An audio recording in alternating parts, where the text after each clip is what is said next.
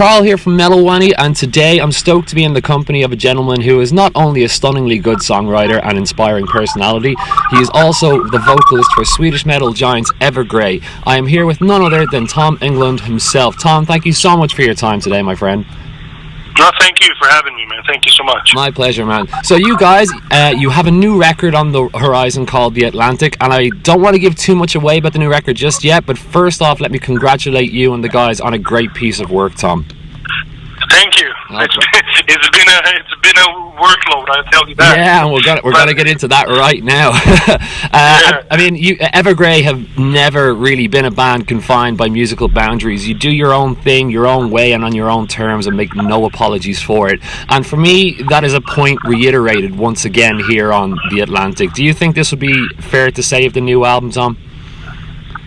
Yeah, I mean, the thing is that, for good or bad, we have been doing it our way forever. I don't necessarily view it as a good thing either. I mean, at least if you look success-wise, but at least we stay true to ourselves and write the music we want to write, and primarily in order to keep ourselves happy.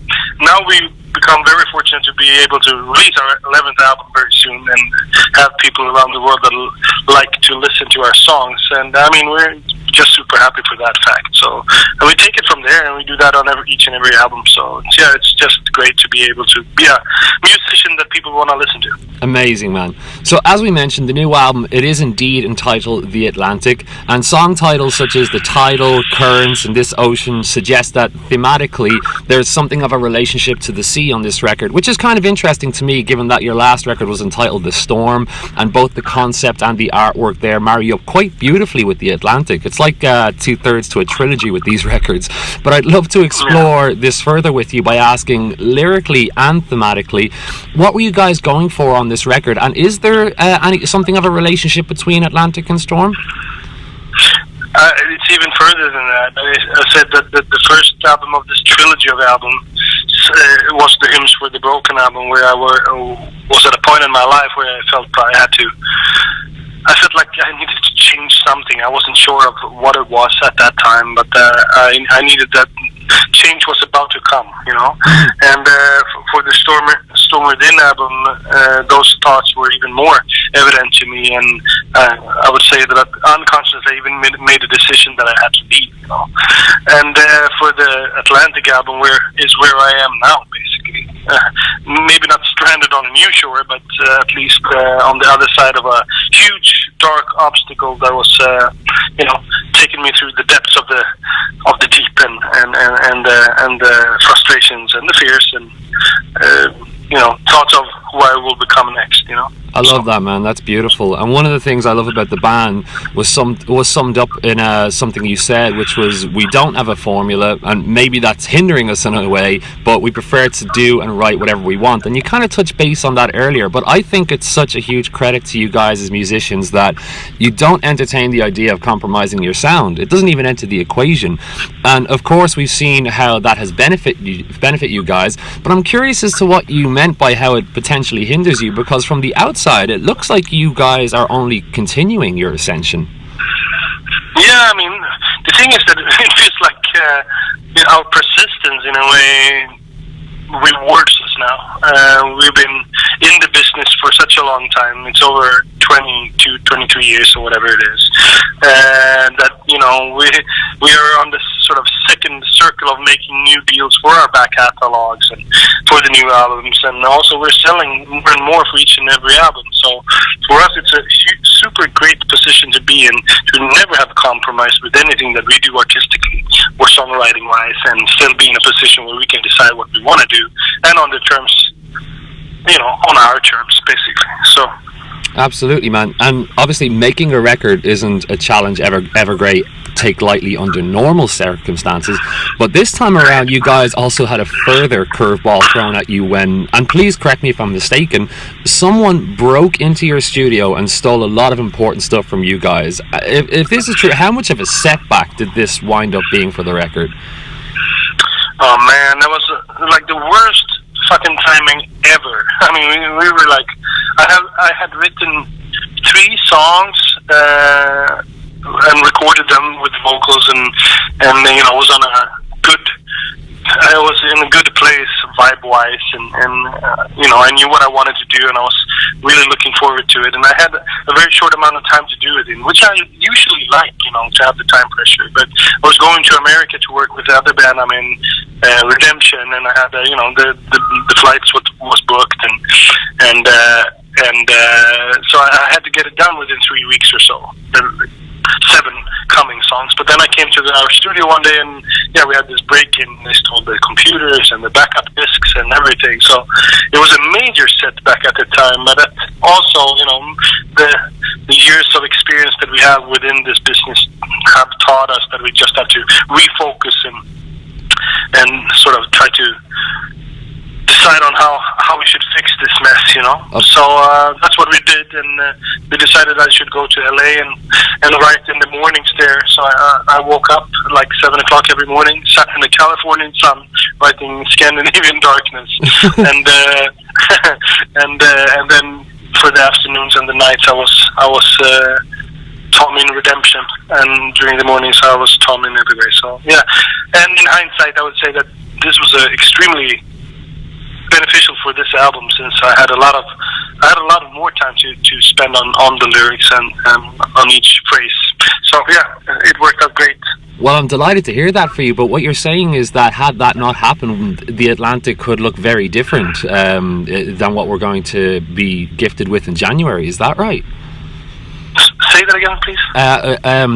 I'm delighted for you, but am I right in saying that, had that unfortunate instance had not happened, would the Atlantic be a very different record?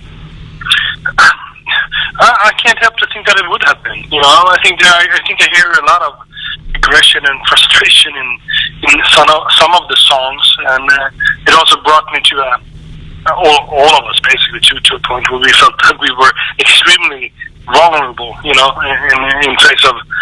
the face of other people affecting our work process so badly by just taking a stupid thing like a computer away from us, So we were facing the worst nightmare ever, but we followed through, and I think it made the album more intense in a way.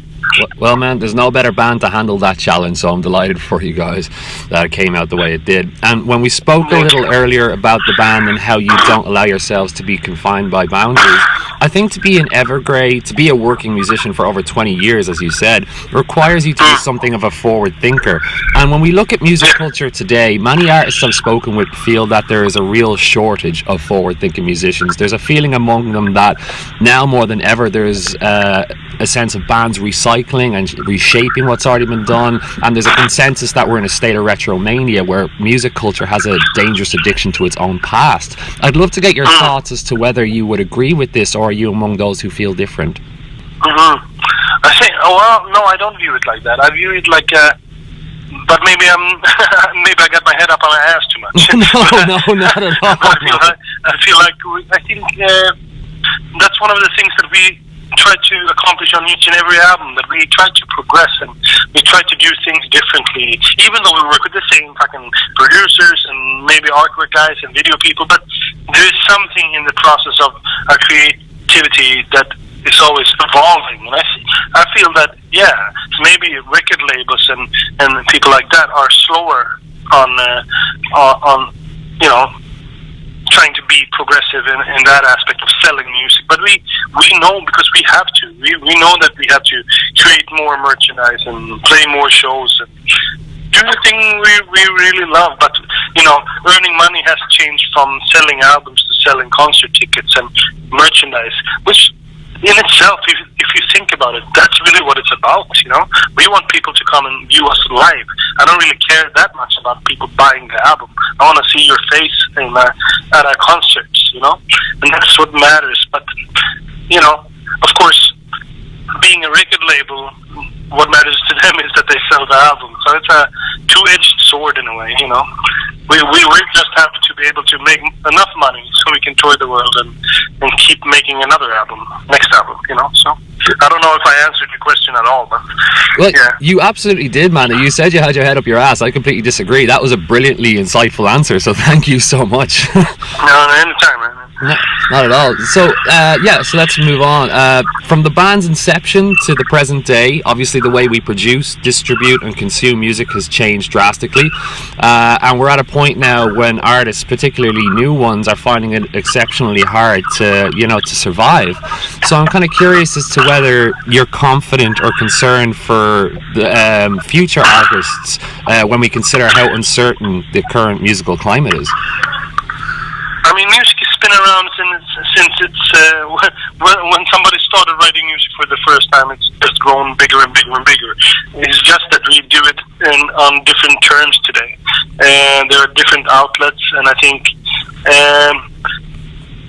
it's hard to talk about this generally because as artists, Evergrey are doing better than ever today. But I mean, for the future of the music business, I think the young people today are also extremely talented in their ways to adapt to the current world. And if I play, I remember I brought a vinyl album of ours to my daughter when she was like 12 or 13 years old, and I showed it to her, and she was like, "Wow, it's so big!